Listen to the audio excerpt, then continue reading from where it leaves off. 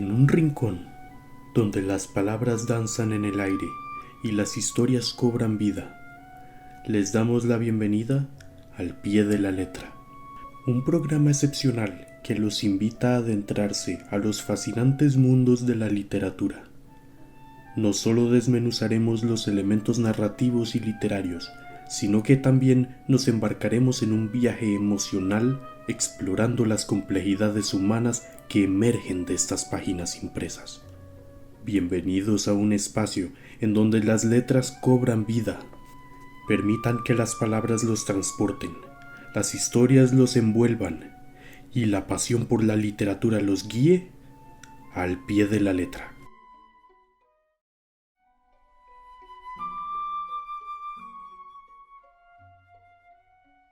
Estamos al pie de la letra, este proyecto en redes sociales de la Biblioteca Nacional Miguel Obregón Lizano. En esta oportunidad conversando con Ali Víquez Jiménez, colega, amigo, poeta, narrador, ensayista, docente. Podríamos decir que Ali es un gran apasionado y un gran celebrante de la literatura, de las letras, de la escritura. Y como estudioso de la literatura, Ali tiene una amplia trayectoria trabajando el texto de Miguel de Cervantes, el ingenioso hidalgo Don Quijote de la Mancha. Bienvenido, Ali, muchísimas gracias por compartir con nosotros en esta oportunidad al pie de la letra, hablando al pie de la letra del ingenioso hidalgo Don Quijote de la Mancha. Muchas gracias, Leonardo, muchas gracias por la invitación. Un gusto estar aquí al pie de la letra y ojalá sea provechoso para todos. Definitivamente será muy provechoso. Me interesaría que comenzáramos, Ali, con tu experiencia. ¿Cómo fueron tus primeros acercamientos al texto de Miguel de Cervantes? ¿Desde cuándo? ¿Desde qué momento te capturó y qué ha sido lo que has ido descubriendo a lo largo del tiempo? Bueno, yo comencé leyendo el Quijote como casi todo mundo en mi tiempo. En aquellos años 80 casi todo el mundo lo leía porque lo leía en el colegio. Sí. Entonces, ya desde entonces fui de los que gustaron del Quijote, aunque el Quijote tenía muy mala prensa. Sí. Tenía una gran cantidad de gente que decía, bueno, tal vez porque la extensión era demasiada para ese momento. Sin embargo, yo creo que para mí fue provechoso. Sin embargo, creo el momento realmente importante para mí con el Quijote fue cuando, ya estando en la universidad, Roberto Murillo, de grata memoria, inició un proyecto que lo llevó a escribir un libro sobre el Quijote. Y yo era su asistente. Entonces ahí comencé a investigar ya como más seriamente con él el Quijote, posibilidades de lectura del Quijote. Me acuerdo que en algún momento cometimos la ingenuidad. En aquel tiempo no existía internet ni nada de eso, ¿verdad? No, para nada. Entonces cometimos la ingenuidad de enviar una carta a la Biblioteca del Congreso de los Estados Unidos pidiendo que nos explicaran, que si nos podían enviar bibliografía, la que ellos tuvieran, del Quijote. La respuesta fue muy breve, porque no fue un listado de libros, sino que fue la indicación de un pabellón. Había un pabellón en la Biblioteca del Congreso de los Estados Unidos. Yo me imagino el tamaño de los pabellones. Sí, claro. Y era un pabellón que estaba lleno de libros sobre el Quijote. Así que ahí ya inicié en el gran mundo cervantino, en el mundo del Quijote, que ha producido y sigue produciendo una cantidad impresionante de bibliografía. Y desde entonces no lo he dejado, porque ya una vez graduado, muy rápidamente me tocó asumir cursos sobre el Quijote, el curso que llevan los estudiantes de bachillerato en la enseñanza del castellano y de filología española sobre el Quijote. Entonces yo he tenido que seguir repasando el Quijote en el transcurso de los años hasta la fecha. ¿Cómo es esa experiencia de enseñar el Quijote? Bueno, yo diría que es una experiencia agridulce. Es como mejor se puede calificar. El Quijote tiene la capacidad de hablarle a mucha gente desde el principio y de capturarlo. Sin embargo, siempre hay un grupo de personas a las cuales el Quijote pues no les dice gran cosa, no, no hacen clic con el texto, lo cual del todo yo no es que piense ahora que hablábamos de Roberto, me acuerdo que Roberto decía que la proposición filosófica más absurda es: tienes que amarme, estás obligado a amarme, porque el amor no puede llegar por obligación. El amor se da a voluntad o no se da. Entonces yo no pienso que todos tengan que amar el Quijote. Sí, todos lo tienen que leer si se quieren formar en esa área, ¿verdad? Pero ocurre con otros textos literarios también, Sí, no solamente con el Quijote. Sí, además, yo no creo que exista un texto literario el cual todo mundo ame. Entonces, bueno, el Quijote adquiere una gran cantidad de seguidores en los cursos. Por ese lado estoy feliz, porque la mayoría yo creo que entienden que la importancia del Quijote, pero otros pues un poco se quedan ahí, ¿verdad? Sí. En el plano de lo leo por obligación. Tal vez más adelante lo descubran. Eso siempre puede pasar, ¿verdad? Hay un libro que determinados libros en su momento no nos dicen nada. A mí me pasó eso con la Divina Comedia, me acuerdo. Yo habré descubierto el amor por la Divina Comedia ya como los 50 años de edad. Antes de eso la veía y la encontraba, leía pasajes y los encontraba más bien aburridos, ¿verdad? Más bien llenos extensos y como llenos de vendetas personales del propio Dante Alighieri, ¿verdad? Y entonces no me interesaba mucho. Ahora ya me gusta mucho, ¿verdad? Ya te gusta, pero el Quijote también está lleno de alusiones a otros escritores, sobre todo Lope de Vega, que habíamos mencionado. Sí, ahí hay pugnas entre ellos y otras cosas. Tenés también un trabajo sobre el Quijote, unos ensayos sobre el Quijote. ¿Nos podrías comentar brevemente algo sobre este texto? Bueno, el libro que escribí sobre el Quijote se llama Cuatro ensayos quijotescos, pero en realidad ese es el subtítulo, ¿verdad? Es lo que mejor describe el libro, pero el título es El coraje de leer, un poco aludiendo a la valentía de leer. Y yo diría que la idea primordial aquí que he tratado de desarrollar es que la lectura a menudo se asocia con una vida tal vez apacible, y con un poco, la gente cree que leer es un poco mirar los toros desde la barrera, porque las personas muy valientes son aquellas que viven la vida desde el punto de vista de la acción y no de la lectura.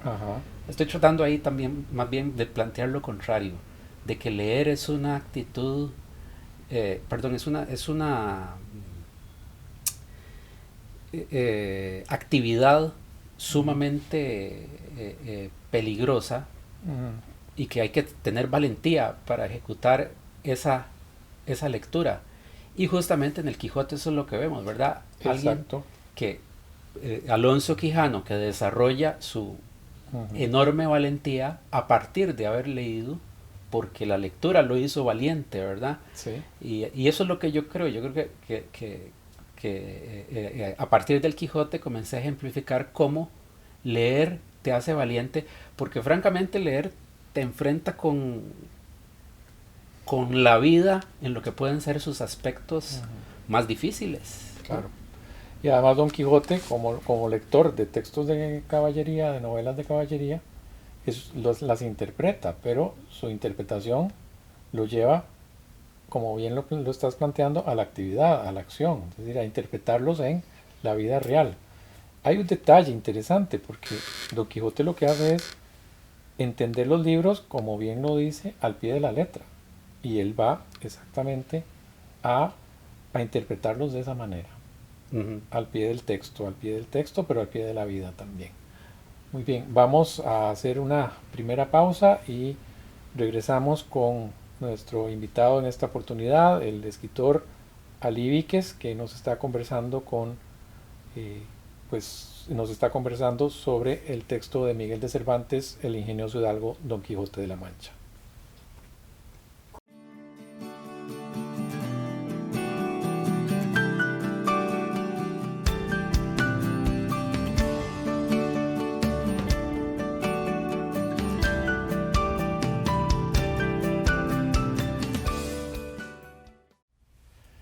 Seguimos aquí al pie de la letra en la benemérita Biblioteca Miguel Obregón Lizano, aquí entre libros, entre anaqueles, entre estantes, conversando con nuestro invitado Ali Víquez alrededor de Miguel de Cervantes y el ingenioso hidalgo Don Quijote de la Mancha. Mencionábamos anteriormente que Don Quijote es un lector, es un intérprete que enfrenta con coraje esa interpretación y esa lectura y se la lleva a la acción, se la lleva a los campos, se la lleva a las ventas, se la lleva a los molinos, se la lleva ahí a tropezarse con diferentes personajes. Los primeros que se encuentran, bueno, este Juan Aldudo al que le hace hay una intervención ahí con Juan Aldudo, luego está el vizcaíno, está el ventero en la venta con Maritornes. Ali, ¿cuál es el episodio que podrías decir que es el que más te llama la atención, el que más te intriga, el que más te gusta, por decirlo de alguna manera? Bueno, es difícil escoger un pasaje en el Quijote. Sin embargo, yo creo que si me pones a escoger, a mí me parece el más interesante de los pasajes del Quijote, bueno, no, tal vez no, el favorito mío, es aquel pasaje. Don Quijote previamente le ha ganado, según él, en buena lid, porque lo hace en un combate, le ha ganado a un barbero el yelmo, sí, una vacía, sí, vacía con B grande, que es una especie de palangana, un recipiente, sí, una palangana que tiene como una abertura ahí que llevaban los barberos, que era para ponértela aquí, ¿verdad? Te calzaba aquí la abertura, ¿verdad? Y entonces ahí te hacían la barba y ahí caían los pelos, ¿verdad? El jabón, el agua.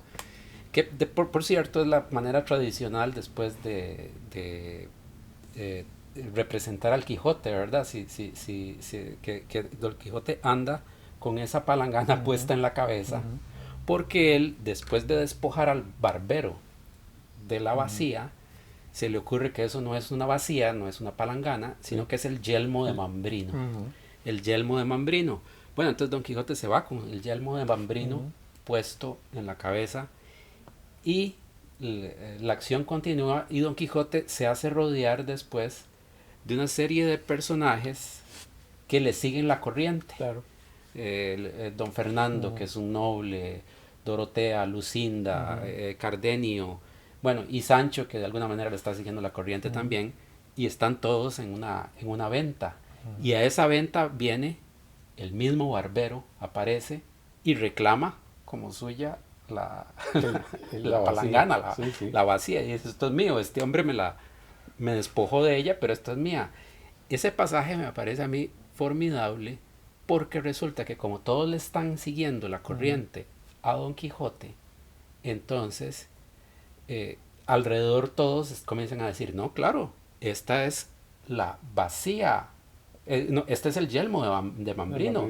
Don Quijote tiene razón. Todos están siguiéndole la corriente a Don Quijote, y para desesperación propiamente del barbero, ¿verdad? El barbero dice: pero ¿cómo es posible que toda esta gente esté engañada? Crea que es el crea que yelmo, eso, ¿verdad? Es el yelmo, ¿verdad? Es aquel casco de las armaduras. De las armaduras, ¿verdad? ¿Cómo es posible que toda esta gente crea eso?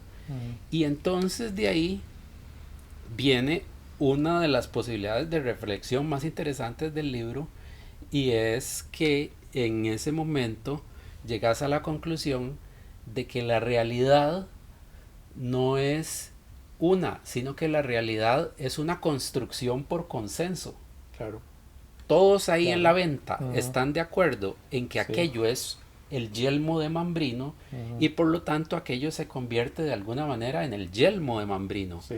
O sea, la verdad no es un dato objetivo, sino que la verdad es una construcción por consenso. Por consenso. Y entonces esa palangana se transforma en el yelmo de Mambrino. El pasaje además es extraordinariamente interesante porque Sancho no, no está del todo convencido, ¿verdad? No está No, convencido. no está por completo convencido. Y Sancho entonces ofrece una solución. Qué genial. La solución es, dice Sancho, bueno, esto, yelmo o vacía, digamos que esto es un vasillelmo. Un vasillelmo. El vasillelmo, y entonces llegan a la conclusión de que es el vasillelmo, ¿verdad? Y eso también nos hace reflexionar en cómo el lenguaje termina por aceptar las convenciones e incorporarlas, porque bueno, claro, la solución del vasillelmo dura lo que dura un lirio porque inmediatamente siguen peleando, ¿verdad? Pero nos hace ver cómo el lenguaje nos da formas de encontrar convenciones extendidas. Un día de estos, tal vez me extiendo un poco demasiado con esto, pero un día de estos oí que en una correspondencia que tiene Heisenberg, este físico que está discutiendo sobre si la luz es una onda o es una partícula, y no se llegan a poner de acuerdo nunca los físicos sobre si es una onda o es una partícula, y Heisenberg recibe una carta de otro físico que parece que lo hubiera escrito Sancho, porque le dice este otro físico, no se pueden poner de acuerdo si es onda o partícula, digamos que es una ondícula. Una ondícula. Y yo leyendo aquello dije yo, mira, el vasillelmo, el vasillelmo. Sí. Entonces ese pasaje para mí es fundamental, bueno, sintetiza muchísimo de lo que hay interesante en el Quijote. Y explica muy bien esa dinámica de que todos los personajes le siguen el juego a Don Quijote. Yo creo que el que tiene la mayor responsabilidad, ¿no te parece que es el ventero que lo embiste caballero andante? Sí. El ventero, con tal de reír aquella noche, dice el texto, decidió seguirle el juego. Sí. Y lo arma caballero andante. Y entonces ahí comienza esa doble realidad, ese doble juego al que se van sumando otros personajes, entre esos el cura y el barbero. El cura y el barbero, incluso el cura es capaz de travestirse. Antes de que apareciera la princesa Micomicona de un reino Micomicón, el cura ya se había disfrazado de princesa Micomicona de un reino Micomicón. Y es la trampa en que Don Quijote va tejiendo a su paso, la trampa que va tejiendo al pie de la letra, porque todos los demás personajes caen en ese juego. Los duques, ya mencionaste a Cardenio y a Lucinda, los venteros, maritornes y demás. Es un juego ahí bastante interesante. Todos van cayendo, sí, y sí, probablemente el primero que lo hace es el ventero, ¿verdad? Sí. A las burlas, pero una de las cosas más interesantes del libro es que es a las burlas y al mismo tiempo comienza a dejar de ser a la burla conforme avanza el libro, ¿verdad? Hay cada vez más gente que parece tomarse ya más bien en serio, sí, que este es un caballero andante, y yo creo que Cervantes es una de sus genialidades, porque ahí es donde vemos que Cervantes previó algo que nos iba a ocurrir a los lectores. Hoy en día los lectores del Quijote, vos y yo y todos los que disfrutan del Quijote, si nos preguntan quién es el Quijote, probablemente estemos de alguna manera ya seamos partícipes de ese juego de seguirle a Don Quijote, ¿verdad? Con la locura de decirle, claro, es el caballero. Es más, hoy en día Don Quijote debe ser el caballero andante más famoso, mucho más que Amadís de Gaula, ¿verdad? Y de todos los otros que Palmerín de Inglaterra. Que Palmerín de Inglaterra y de todos esos, ¿verdad? Que en ese momento eran los personajes creíbles, ¿verdad? O bueno, muy publicitados como caballeros andantes, y que ahora pues Bueno, yo sí leí el Amadís de Gaula, pero casi No, era... porque Ujú. tenía la curiosidad.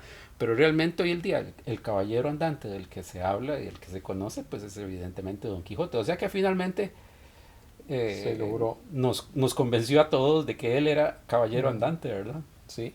Y Ali, este episodio del Basilelmo lo explicas clarísimamente, la idea esta del-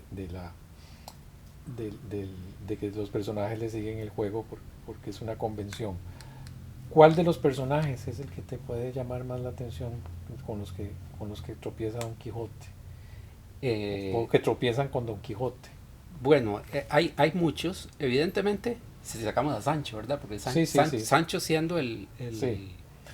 el personaje eh, central, ¿verdad? Ujú. De acompañamiento a Don Quijote, yo tengo también una gran debilidad por la figura de los duques, tanto Sí. el duque como la duquesa, Ujú. porque son los personajes, digamos, Don Quijote en general ha tenido, hay por ahí, por ejemplo, Don Fernando, que es un noble, ¿verdad? Ujú. Pero ha tenido contacto con gente, perdón, de pueblo. Sí, En cambio, en la segunda parte, tropieza con los duques. sí, Resulta que los duques ya han leído la primera parte sí, eso pasa. del Quijote, Ujú. ¿verdad? Y entonces en la segunda parte, los duques ya son gente de una gran De alcurnia, una posición de una- social muy, sí, que muy puede, privilegiada. exacto, y que pueden organizar Ujú. la locura de Don Quijote con recursos. O Sí, sea, ya no es solo seguirle la corriente, sino que el duque manda a que en uno de sus, la ínsula. exacto, Sí. en alguna de sus posesiones se organice una ínsula Ujú. para que Sancho sea O sea, gobernador. ujú. Entonces, los duques a mí me parece que son los personajes que logran llevar la Ujú. alucinación, entre comillas, de Don Quijote a un nivel tal que ya Sancho se ve Hecho hecho gobernador. gobernador. Parecía un Ujú. chiste en toda la Sí, sí, primera sí, sí, parte, sí. ¿verdad? Nadie creyó que Sancho está, uno está leyendo que Don Quijote le promete a La Sancho ínsula. ser un gobernador de una ínsula y uno dice, esto nunca va a pasar, ¿verdad? Y resulta que Sancho de pronto sí, ya es gobernador de la ínsula y por cierto Con muy buen suceso, con muy buen diría. suceso, con muy Ujú. buen tino, ¿verdad? Ujú. Entonces, ahí yo creo que con los duques se da un salto Ujú. cualitativo, ¿verdad? En relación con... Y de hecho es en el palacio de los Ujú. duques, viéndose cómo lo tratan los duques, Ujú. cuando se da una frase sumamente significativa que escribe Cervantes y dice que allí fue donde Don Quijote verdaderamente creyó en un 100% ser caballero andante. Que ser caballero andante. Claro, porque los duques montan, los duques lo que hacen es montarle escenarios a Don Quijote. Recuerdo el de la dueña dolorida, que es la que llega Sí, a, a llorar a su ventana, y luego Don Quijote le compone un poema. La aventura del caballo volador, de ah, sí, Clavileño, el caballo, clavileño, buenísima sí, esa. que Sancho Panza llega diciendo todo lo que él vio y Don Quijote duda. Entonces Sancho Mm, Panza le dice, usted está dudando de lo que yo vi, entonces dude de lo que usted vio en la cueva de la Montesinos o cueva de algo así por el Montesinos. estilo. Está la broma de los gatos y los encerros, Sí, el, ay, el cencerril gatuno, pero hay un episodio a mí ahí que me llama mucho la atención en la estancia de los duques, que es que Don Quijote se queda solo en su habitación y está muy preocupado porque tiene sus medias, sus calcetines rotos. sí, pobre. Entonces eso nos da una idea de su humanidad también, de su angustia. Y Don Quijote, pues sí, está enfrentándose a ese montón de, de- de juegos y trampas y bueno, y las cartas que le escribe a Sancho Panza cuando está en gobernador de la ínsula Barataria y los consejos que le da antes de que él se vaya son piezas de, de- de retórica y de filosofía moral también y de ética.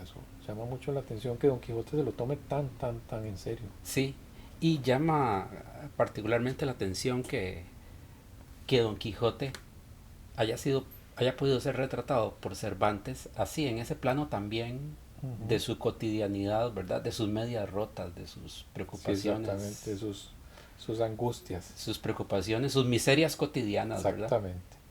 Vamos a una pausa y regresamos en un momento.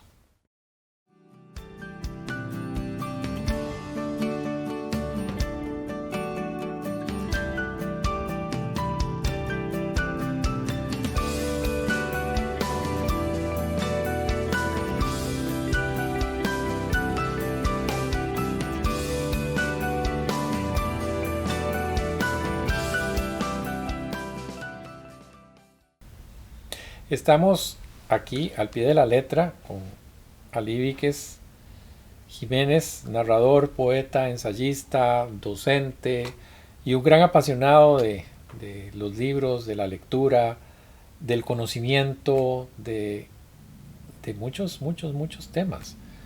Y dentro de esas afinidades de Ali está el libro de Miguel de Cervantes, El ingenioso hidalgo Don Quijote de la Mancha, que nos explicaba Ali en el segmento anterior, uno de los episodios en el que se construye una realidad a partir del consenso de lo que dicen los personajes. Es uno de los temas que nos lleva a la lectura y es uno de los temas a los que nos llevan los libros, entender cómo se construyen esas realidades y cómo se construyen esas realidades imaginarias. Don Quijote que lo decía, que yo creí que lo que estaba pasando era al pie de la letra. Entonces, Ali, ¿cómo nos podríamos, o qué nos podrías dejar de mensaje acerca de la lectura y la construcción de los mundos? ¿Por qué es importante leer El Quijote? ¿Por qué es importante leer, ya lo mencionabas, la Divina Comedia o el Amadís de Gaula o diferentes textos, ya sean textos canónicos, textos clásicos o textos contemporáneos? Bueno, yo creo que la persona que no lee decide limitar su visión de mundo a lo que puede captar con su propio radar personal. Ese radar personal efectivamente puede resultar inteligente y puede resultar muy perspicaz, pero ciertamente se priva a sí mismo de consultar los radares de otras muchas personas que están aquí, están en estos libros que nos rodean, que la humanidad ha ido acumulando como un acervo de posibilidades de lectura del mundo. Claro. Y de posibilidades para vivir el mundo de maneras diferentes. Entonces, ya que de por sí la existencia es muy pobre, yo creo que, perdón, muy breve, yo creo que no hay que sumarle a esa brevedad la pobreza del propio punto de vista único, ¿verdad? Lo mejor sería dotar esa brevedad de la mayor riqueza posible, y eso es leer, ¿verdad? Esos son los libros que nos abren esa posibilidad. Por lo demás, no solamente lo hago esta recomendación por un aspecto, digamos, epistemológico, porque puede usted conocer más. Yo efectivamente creo que cuanto más lea una persona, más posibilidades para la felicidad va a tener. Cierto.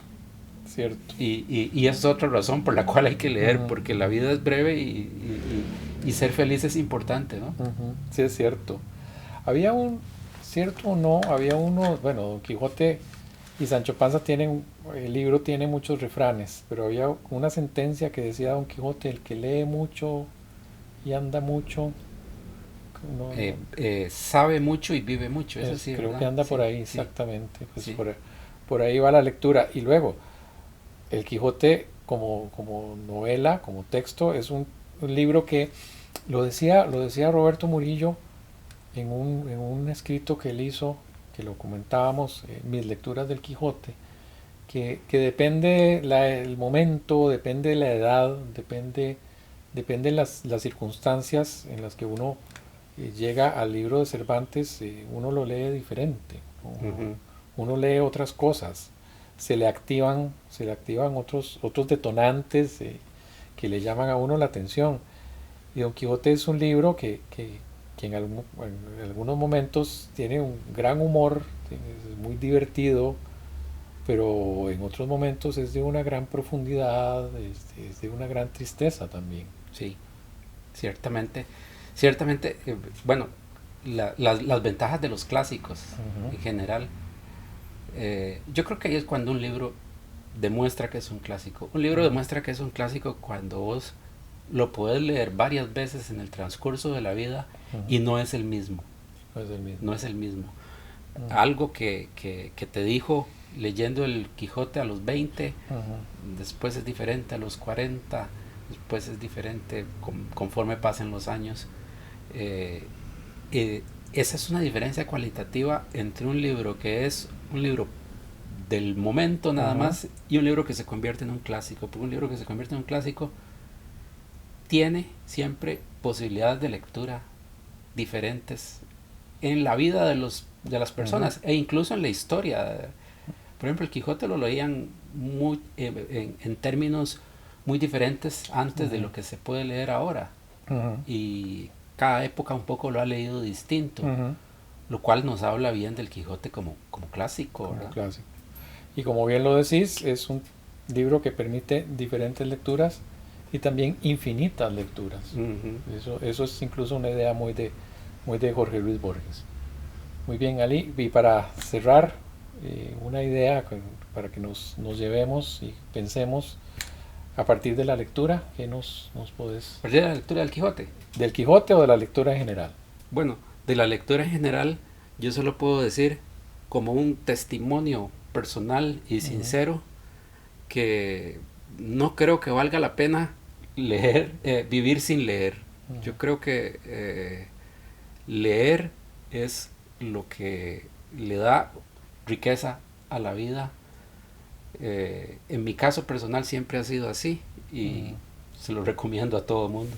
Pues Ali, muchísimas gracias por acompañarnos en esta oportunidad. Más bien gracias a vos. Aquí, literalmente, al pie de la letra, porque ha sido una conversación sumamente enriquecedora y esperemos que nos continúen siguiendo en esta oportunidad o en este proyecto de la Biblioteca Nacional.